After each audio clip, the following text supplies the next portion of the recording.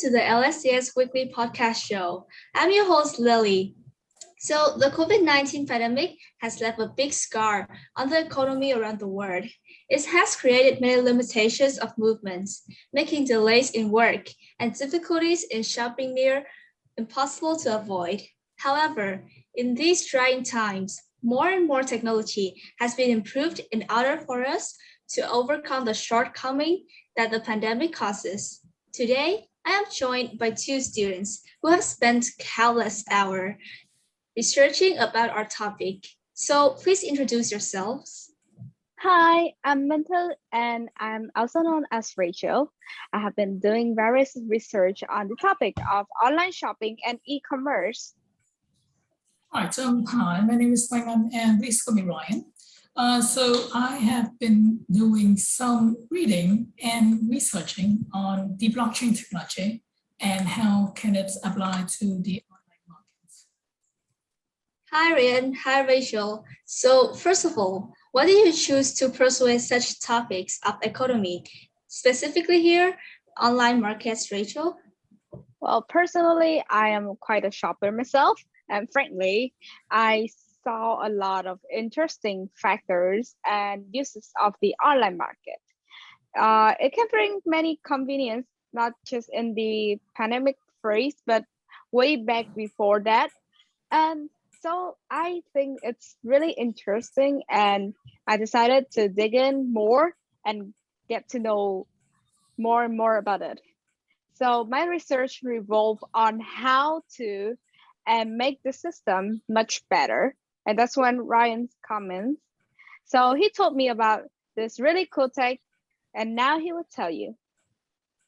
Right, so as I mentioned before, the tech I'm going to talk about is the blockchain technology. What this is a peer-to-peer network that basically make all the data inside near or even impossible to change, hack, or tamper with. So yeah. That's very interesting indeed. Personally, I think I would be really interested to know how that system works. So right, but first of all, to learn more on the topic of online shopping, Rachel, you said that before this terrible pandemic, but also way back, online market has already been a concept? Yes, that's right. So basically, if there's anything we know so common about human, we tend to grow and develop our tech. And that's what happened with the online market. So in 1994, we see the very first online marketplace called Net Market to actually sell something. And that is one of the very first sites that actually have money deals over the internet. But not only Net Market, but at the same year, two other sites have been built up, which were Amazon and eBay. Wow, I didn't know that they found it at such an early time. So what mainly has changed with the size over the year? Let's take Amazon for instance. You can see that way back in the early 2000s, they only sell things like books. However, when you take a look at Amazon nowadays, you can see that they do a wide range of products. They sell a lot of things that you may not think of. Yeah, right. So that has been an improvement in the system. There's more products and people can find a lot more things in it. But have we ever seen Amazon replacing the traditional market that we are using today? Of course not, but maybe. So basically, why is that people still tend to walk to markets rather than shop online, even though the convenience? The reason that I found is that trust. I believe, Lily, you have heard various of stories and complaints of you cannot be guaranteed to have the products that you saw on the internet. Am I correct? Now, that is one thing. You cannot examine the products yourself. And next is there is a lot of holes in the security system. Frauds and attacks can still happen anytime, which make people really hesitate to hand the money out online. Ah, I see. So although it has improved a lot, there are still a lot of rooms that can be improved in order for the marketplaces to become a much better place. Am I correct? Yeah, you're on Yes, the right exactly. track. But then when the pandemic comes, we can see that more and more people are shopping online, regardless this reason that Ryan presented above. So inability to examine products is still pretty vulnerable. So why do people choose to take the risk at this time? Well, simply, there is not much as of an option, is there? The virus surely has caused many countries and regions to enter lockdown. The limited of the ability to move outside and buy things has forced people to uh, buy the shopping things online, and that when the online market shine. Right, yeah. So not only the fact that Rachel presented that you have to go to shop online so that you can access the good, but basically, in many ways, the system that the system, the background system, and many issues that are presented above, in many ways have been resolved and improved a lot, so that people can really trust the money that go over on the markets. Well, now, as Ryan has just mentioned, the technology that would affect the online market more. And that's really what we're here for. Ryan, what type of technology do you think would help them make the market to become a better place? Right, so I did try to explain this to Rachel sometimes. I don't know if she have the idea yet, but would you like to try and present it to the audience, Rachel? I think that as you mentioned above about the technology called blockchain, so I think I might explain it in words like this. So we all know that blockchain is not anything new anymore. It has been quite like sometimes now it has been around for a few years. And about blockchain, I think it's a peer-to-peer network that is connected by blocks and that is used for stored data. And since all the blocks are really all connected together, it's basically like near impossible to change the data inside. But if my let's see if my thoughts All right, let are me take it correct. over from here, shall I? Yeah. Right, so basically, as Rachel simplified, is the connected block. And the main idea of the blockchain network is that the data inside is like near impossible to touch. So how does this work? As the name suggests, blockchain, so a block and a chain, connected block. So what is in a block? Inside a block, there would be data, obviously. There will be hash codes, not the hash code is something that used to identify a block. It's like your fingerprints, to say. And not only that, inside the blockchain, there will be something called as a previous block hash code. Why? Why does we have to implement this? This is what makes the chain of the blockchain technology. So if you change data in one block, the hash code of that block would change. But the hash code of the next block would not. So that the system would say that there is someone been messing around in my system because these two hash codes don't read up.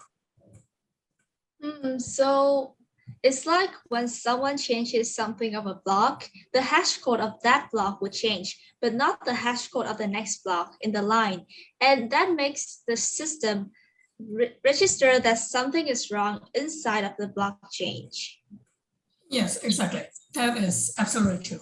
You have understand the basic concepts of this. And now, in furthermore, and there's one thing about the blockchain that is quite important to make it fully functional is that the peer-to-peer network. What this means is that everyone is connected to each other and the data doesn't have to be synced back into a mainframe system. So that this would create a decentralized system. This would eliminate the need of a middleman. And basically there will be no central authority so that your money will be transferring safe to the people without ending up in the wrong hand. So the implementation of blockchain would help make the online market system way more safe and secure. Am I right?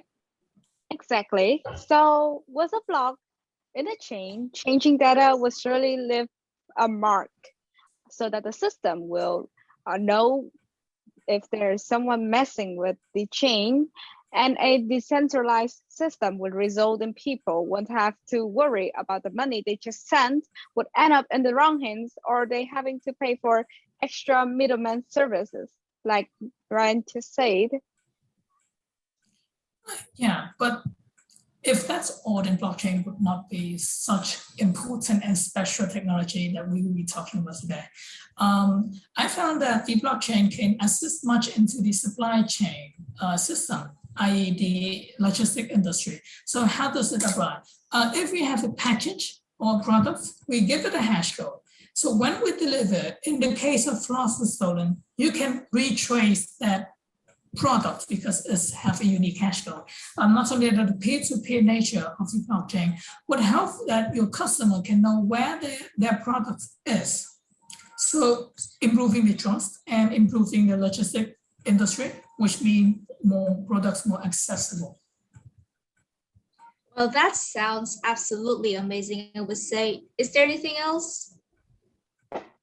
Yeah, sure, of course. There's this one thing. It's called the NFC system. But I would really like to ramble about this, but I think I would hand it to Rachel since she's the one who introduced the system to me. So please go ahead, Rachel.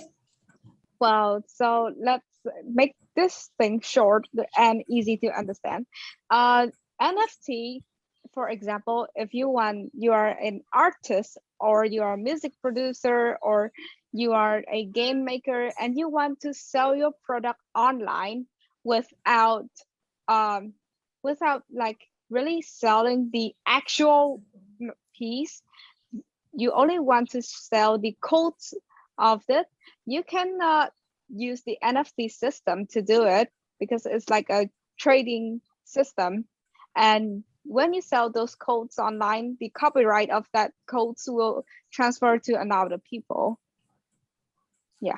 Yeah, so let me explain this in a clear term. So basically, an NFT is a non-fungible token, which basically every product, games, art, music would receive a hash code, like I said before.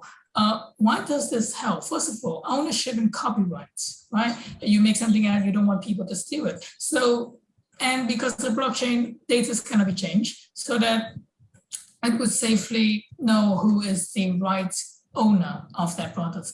But what I found interesting is artists can sell this for millions of dollars because when you sell this code out, basically the person who bought it would have something to verify that, yes, I am having the original product, which would end up in millions and millions of dollars. That's a huge amount of money. Well, all things you guys said was very, very interesting. But unfortunately, that's all we can discuss on today's podcast. Thank you, Ryan and Rachel, for joining us today.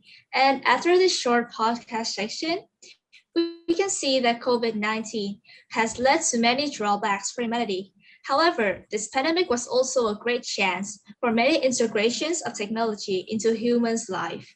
And with online shopping starting to become the norm of trading goods, people's convenience has increased a lot.